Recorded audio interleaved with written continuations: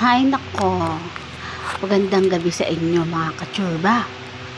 Hay, kiss me dahil lakas ng ulan dahil.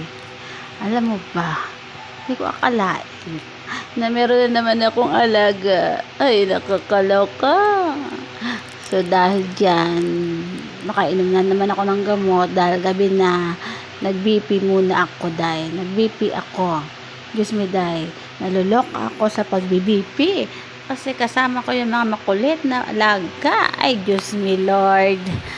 Napakababait ng mga inano nyo sa aking angel. Sana po maging okay lahat sa araw-araw na ginagawa mong bantay.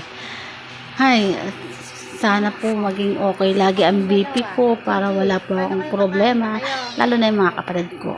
Para walang stress.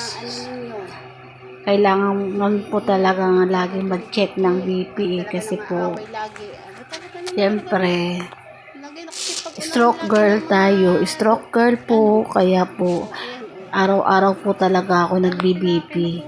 Lalong-lalo na once na masama yung pakiramdam ko, kahit makadalawang araw ako ng BP, 2 beses ako nag-BP sa isang araw. Minsan bago ako matulog sa gabi, nag-BP rin po ako. Yung ko ba, Diyos me dahil samantalang noon ay naayaw kong mag-BP talaga. Nagtatrabaho ako. Pero ngayon, no choice. Kailangan ko talaga mag-BP lagi, mag-check. Lalo na pagbagong umaga, nag-jogging ako, nag-exercise, bago mag-BP. Tapos, sa gabi, nainom din po ako ng gamot, nag-BP din. Diyos me dahil, nakakaloka. Ang gugulo ng mga aking alaga. Diyos me dahil. Bakit ba naman din ang kukulit ng mga alaga na ere Ang hirap talaga. Alam, sa totoo lang, binilihan ko sila ng mga panglaan sa pupo nila. Diba yung binibili na mabango?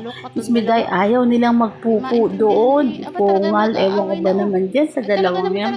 Kasi, imbis na magpupo sila doon, abay, natutulog sila doon. Kaya siguro nga mabango siya. Kaya ginagawa nilang higaan. Pungal. Hindi naman ako bumili niya para higaan. Sabi ko magpupo dyan. Kaya minsan ako pa rin naghahanap ng pupo, mga pinupupuan nila. Diyos me dahil, ako pa naglilinis. Nakakaloka. Nakakaloka talaga mag-alaga. Galit lagi itong si Lily. First time ko na nga lang uli mag-alaga talaga nito sa ilang dekada. Nung buhay pa yung parents ko. Buntot ng kapatid mo Doon lang talaga ako nag-alaga. Hindi pa nga ako nag-alaga noon. Kuya ko nag-alaga noon. Ewan ko ba naman dyan, Lord, nakakaloka. Kasi dahil ngayon nga, 3 na nga sila. May bago na naman dumating. Hindi ko akalain may nadating sa akin. Pusa. Hindi ko alam bakit sa akin sila napunta. Wala naman ako lagi pangkain nila. Diyos me dahil. Para pag hindi ko sila mapakain, kawawa naman sila. Diyos me dahil. Diyos me dahil. Para tayo magugutom. Pongal na yan. Pag nakadala na ako ng So, yun na nga. mananahimik na yan. Dahil dyan, thank you Lord at naging okay din naman ang BP ko uli. Siyempre, yan ang kaligayahan ko rin po sa araw-araw. Talaga ako nagbi-BP. Kahit maumay na kayo sa pagpo-post ko. Kaya dagdag ko rin yan sa pagpo-post. Kaya mga alaala ko yan, day. Kaya lagi talaga ako nagpo-post ng mga Hi, Diyos me dahil. Ngayon, maulan ngayon, day. Sana maging okay ngayon. Diyos me dahil, alam mo, wala, problema ko lang. Kasi, pinakain ko na sila. Nakakaloka. Siyempre, dahil kumain sila, malamang hindi nilang magpupo. Di po nga.